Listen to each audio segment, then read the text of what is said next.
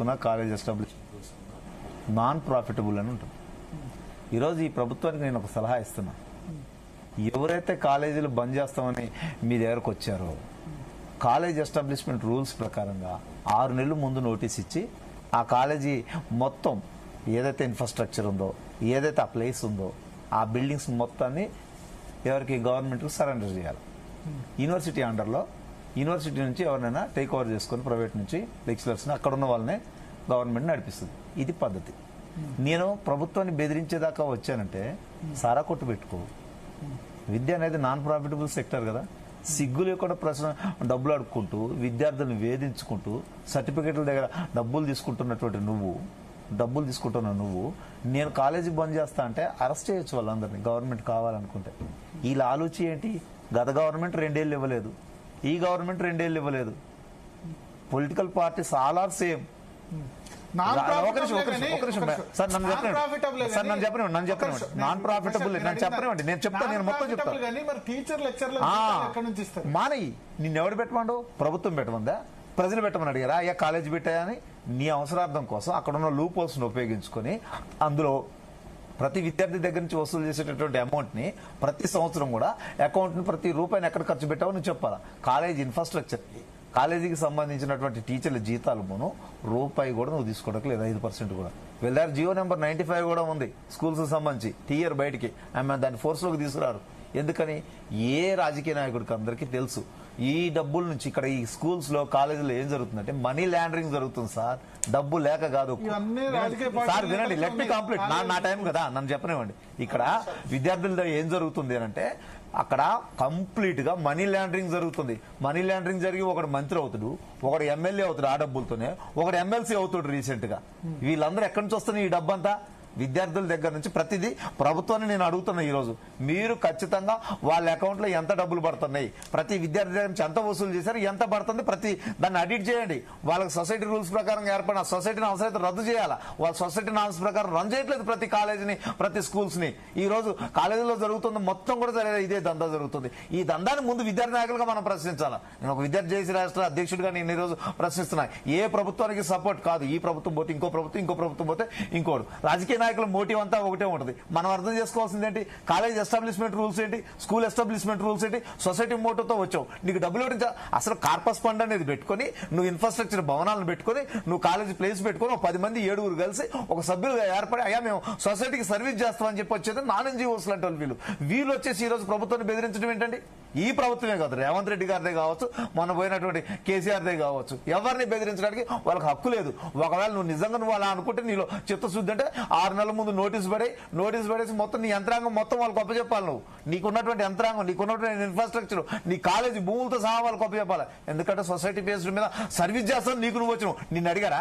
నేను అడిగానా? నా అయ్య అడిగారా? లేకపోతే ఇంతకు ముందు ఉన్న విద్యార్థులు అడిగారు? ఎవరైనా ఎవరు అడగలే. నీకు నువ్వు ఇలా పైసలు ఎలా దొబ్బొచ్చు అనేది ఒక అర్థం చేసుకుని ఒక ఇన్ఫ్రాస్ట్రక్చర్ పెట్టుకుని సేవా రూపంలో దొబ్బుతున్నాం. ఈ రోజు పేరెంట్ల దగ్గర నుంచి ఫీజులు అడిగే మీరు సిగ్గుపడాలా. మేము సేవ చేస్తున్నామని వచ్చేసి ఈ రోజు ప్రభుత్వాలు కూడా మేము బ్లాక్ మెయిల్ చేసే పరిస్థితి వద్దు బ్రదర్. నేను మాట్లాడేటప్పుడు ప్రభుత్వాలను కూడా బ్లాక్ మెయిల్ చేసే స్థాయికి దిగజారుతున్నారంటే వాళ్ళని ఎందుకు ఉపేక్షించాలా? అందరినీ లీగల్ గా యాక్షన్ తీసుకోవాల్సినటువంటి అవసరం ఉంది. ఇకపోతే ప్రభుత్వం దగ్గరకు వద్దాం. ప్రభుత్వం, కాంగ్రెస్ ప్రభుత్వం అనేది ఫీజు రియంబర్స్మెంట్ ఇస్తానంది. మీరు ఇస్తానంటే నాకు ఆశ ఉంటుంది. మీరు ఇస్తా అంటే నాకు ఆశ ఉంటుంది. నేను ఒకవేళ స్వచ్ఛందంగా సేవ చేస్తానికి వచ్చినప్పటికీ కూడా మీరు ఇస్తా అంటే నాకు ఆశ ఉంటుంది. ఒకవేళ దాని వైపు ఎదురు చూస్తూ ఉంటారు. ఆ బాధ్యత ఎప్పుడైతే ప్రభుత్వం ఒక ప్రమాణం చేస్తుందో ఆ ప్రమాణాన్ని, అది విద్య, ఎలాంటి క్రూషియల్ అయినటువంటి ఇష్యూస్ లో ఇప్పుడు ప్రభుత్వం పూర్తిస్థాయి ఇన్ఫ్రాస్ట్రక్చర్ అన్నింటిలో పెట్టలేకపోతుంది. కాబట్టి తను కూడా పరిస్థితిని అర్థం చేసుకొని ఇస్తానన్నదాన్ని ఇవ్వటం అనేది పద్ధతి. అది 4 ఏళ్ల నుంచి పెండింగ్ ఉంది. వాళ్ళు 2 ఏళ్ళు వేసారు, నాకు 2 ఏళ్ళు అంటే కూర్చున్నోడిని నిన్నే అడుగుతారు ఖచ్చితంగా. నువ్వు పోతే ఇంకొకరిని అడుగుతారు, వాడు వచ్చి కూర్చుంటే. నిన్ను కూర్చున్నావు కాబట్టి నిన్ను అడుగుతారు. దానికి నువ్వు బాధ్యతగా ఉండాలి. నేను విద్యార్థి నాయకుడిగా ఒక న్యూట్రల్ గా సమాజానికి ఏం మేలు జరగాలనేది ఒక విద్యార్థి చేసి అధ్యక్షుడిగా మాట్లాడుతున్నాం. ఈ రోజు ప్రతి ఒక్క స్కూల్స్, కాలేజీల పైన మీరు ఈడీని పంపించండి, ఎన్ఫోర్స్మెంట్ ని పంపించండి. అక్కడ మనీ లాండరింగ్ జరుగుతుంది. ముందు అది కట్టడి చేయండి. సగం సర్వీస్ లో ఉండాలనుకునేవాడే కాలేజీలు రన్ చేస్తాడు, సర్వీస్ లో ఉండాలనుకునేవాడే స్కూల్స్ రన్ చేస్తాడు. లేదనుకున్నాడు పక్కకు పోతాడు. పక్కకు పోయినాడు బాధ్యతని ప్రభుత్వం తీసుకోకపోతే ప్రజలు అక్కడ జంజీ ఉద్యమం వచ్చినట్టు విద్యార్థి నాయకులు అందరం మేమందరం కలిసి మళ్ళీ మీ మీద ఉద్యమం చేస్తాం. ఆ పరిస్థితి వస్తుంది. అంతే తప్ప ఈ ప్రభుత్వాన్నో ఆ ప్రభుత్వాన్నో లేకపోతే వాడో ఈడో చేయటం కాదు. అదంతా ప్రజల డబ్బే. ఎవరు తీసుకొచ్చి పెట్టినా ప్రజల డబ్బే. ఈ పథకం వద్దంటే ఒక అమ్మ ఉంటుంది పెళ్లి చేసుకోలేని అమ్మ, ఒక మంచి కుర్రోడికి ఇస్తే ఓ ₹1,00,000 ఇస్తే పెళ్లి చేసుకుంటే వాడేదో మంచి చూస్తుండని ఒక ఆశ ఉంటుంది. ఆ ఆస్తి చేసామని ఆ పథకాన్ని ఆపంటే వీళ్ళేంటి నా మీద పడి ఏడవడానికి వచ్చారు. ఇవన్నీ మనకు పంచాయతీలు ఎందుకండి? మనం పోదాం. స్కూల్ ఎస్టాబ్లిష్మెంట్ రూల్స్ ఏంటి, కాలేజ్ ఎస్టాబ్లిష్మెంట్ రూల్స్ ఏంటి, వాళ్ళు ఎంత అమౌంట్ కలెక్ట్ చేస్తున్నారు, ఎంత అకౌంట్లో వేస్తున్నారు, ఎట్లా పోతుంది. ఆఖరికి కాలేజీ చైర్మన్ అనేటోడు కూడా వాడు కూడా వన్ ఆఫ్ ది ఎంప్లాయీగానే అక్కడ డబ్బులు తీసుకోవాలి. అంత సిగ్గుమాల పని వాళ్ళు చేస్తామంటే ఈరోజు మన మీడియా, మన విద్యార్థి సంఘాలు చెప్పాలి, ఒరే సిగ్గుమాల పని చేస్తున్నారా నువ్వు, నీకు నచ్చలేదు. ఎవరేమన్నా నేను ప్రభుత్వం అడిగిందా నిన్ను? నేను అడిగానా? విద్యార్థి అడిగానా? మానేసి పెట్టుకో, ప్రభుత్వం తీసుకుంటుంది. ప్రభుత్వం నేను చెప్తా ప్లీజ్ అన్న, జర టైం, మీ టైం మీరు ఎన్నో తీసుకున్నారు, నేను తక్కువ టైం తీసుకున్నాను. ఈ టైంలో మీరేం చేస్తున్నారు? విద్యార్థి నాయకులు అయినా సరే మన సొసైటీ మొత్తం కూడా ఈ రోజు ఏం చెప్పాలంటే ఇక్కడ నుంచి మీరు చేయాల్సింది ఏంటంటే ఆ స్కూల్లో ఎంత వస్తుంది, ఈ కాలేజీలో ఎంత వస్తుంది, ఆ అకౌంట్ ఏంటి, వాళ్ళు సొసైటీ రూల్స్ ప్రకారం నడుస్తున్నారు లేదా, మీడియా అందరూ కూడా మీరు లేకుండా మేము రాలేదు. మీరు మీడియా ఏం చేయాలి, అదేం చేయాలి అంటే కాలేజీని బెదిరించి బ్లాక్ మెయిల్ చేసి చెప్పేది అట్లే ఉంది. బెదిరించి చెప్పేది ప్రైవేట్ నేను అడ్వకేట్, నేను స్కాలర్ గా నేను చెప్తానండి. బెదిరిస్తే ఎవరు కుదరదండి. బెదిరిస్తే నేను మాట్లాడిన దాంట్లో వాళ్ళ నోట్లో వ్యాపారం కాకూడదు. విద్య వ్యాపారం అయితే అరెస్ట్ చేయాల్సిన అవసరం ఉంటుంది, అరెస్ట్ చేయాల్సిన అవసరం ఉంటుంది. ఇప్పుడు అన్న భరత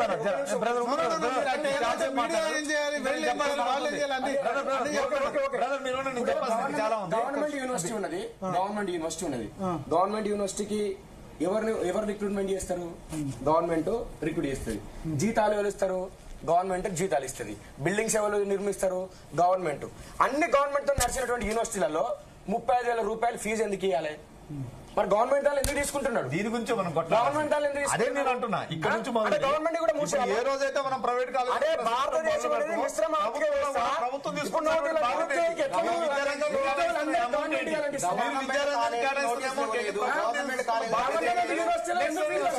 ప్రభుత్వ కళాశాల బెదిరియలేదు, వాళ్ళేం వచ్చి బంద్ చేస్తామని గవర్నమెంట్ అనలేదు. గవర్నమెంట్ యూనివర్సిటీ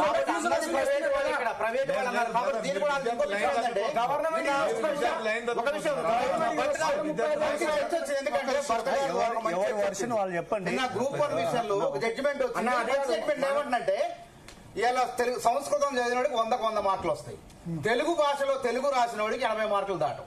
అంటే మార్కుల్లో వ్యత్యాసం. వాడికేమో ప్రైవేట్ కాలేజీలకు ర్యాంకులు వస్తున్నాయి, ప్రభుత్వ పాఠశాల గురుకులాల్లో చదివిన ఇంగ్లీష్ మీడియం అయినా తెలుగు మీడియం అయినా ర్యాంకులు తక్కువ. అంటే వాల్యుయేషన్ లో ప్రైవేట్ వాడికి ఒక రకంగా జరుగుతుంది, గవర్నమెంట్ కూడా ఒక రకంగా జరుగుతుంది, ర్యాంకులన్నీ వాళ్ళకే వస్తాయి.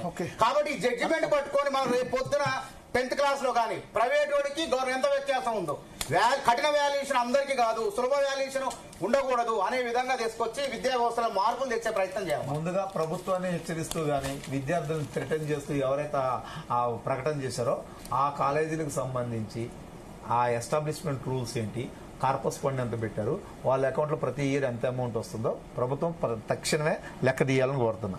దాంతో పాటుగా ఆ కాలేజెస్ ఏవైతే ఉన్నాయో అవి ఏర్పాటు అయినప్పటి నుంచి ఇప్పటి వరకు సొసైటీ రూల్స్ కరెక్ట్గా పాటిస్తున్నాయా లేదా, ఆ రూల్స్ మీద సొసైటీ వాళ్ళని కూడా పంపించేసి దాన్ని కూడా వాళ్ళు బయటికి వెళ్ళి తీయాల్సిన అవసరం ఉందని చెప్తున్నా.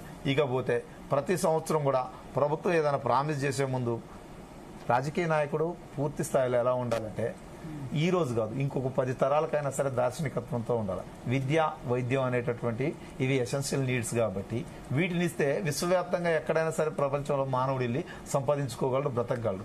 దీన్ని మనం కల్పించాలి. ఉద్యోగం కల్పించలేకపోవచ్చు, కానీ విద్య కల్పించాల్సినటువంటి బాధ్యత మనకు ఉంది. అలా అందులో భాగంగానే మనకి 86 అమెండ్మెంట్ చేసి ఫీజు రియంబర్స్మెంట్ అందరికి ఇవ్వలేము, ₹1,50,000 లోపు ర్యాంక్ అని చెప్పాలి. చెప్పిన తర్వాత 4 సంవత్సరాలు చదివిన తర్వాత ఇప్పుడు కాలేజీ అంటే లేదు చదివిన తర్వాత తప్పు. ప్రభుత్వం యొక్క బాధ్యత ప్రైవేట్ లో ఇప్పుడు లెక్చరర్స్ లేకపోతే ఎంప్లాయ్మెంట్ క్రియేషన్ చేయట్లేదు. ప్రైవేట్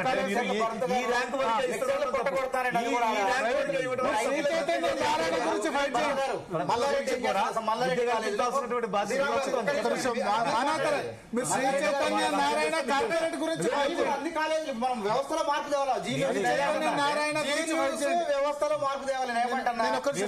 చైతన్య నారాయణ మల్లారెడ్డి గురించి ఫైట్ చేయండి. నేను ఒక వాడి గురించి వాడు ఎంప్లాయ్మెంట్ క్రియేషన్ వాళ్ళు చేస్తున్నారు కదా. 50,000 మల్లారెడ్డి గారి గురించి ఒక విషయం చెప్తున్నా. చెప్పులు ఇచ్చి 30,000 రూపాయలు రాష్ట్రంలో తీసుకుంటారు వాళ్ళు. విద్యాశాఖ భరత్ మంత్రి గారు ఒకసారి అటర్ వినండి, ఫ్లాప్ అయ్యారు. దయచేసి చూడండి, మొన్న- విద్యాశాఖ మంత్రి గారు అటర్ ఫ్లాప్ అయ్యారు. మొన్న- ఢిల్లీ లెక్క ఇట్లా ఒక నిమిషం. మొత్తం వైభోగం చూపెడతామంటారు. 20 నెలలు అయిపోయింది, హనీమూన్ పీరియడ్ అయిపోయింది. మల్లారెడ్డి కాలేజీ గురించి మొన్న హైకోర్టులో ఒక కేసు వచ్చింది. ఎలక్షన్ సీజన్ హైకోర్టులో మల్లారెడ్డి కాలేజీ గురించి ఒక కేసు వచ్చింది. కేసులో రిలీజ్ చేయాలి. రాజకీయాల వైపు విద్యార్థులకు గురుకులాల్లో ఈ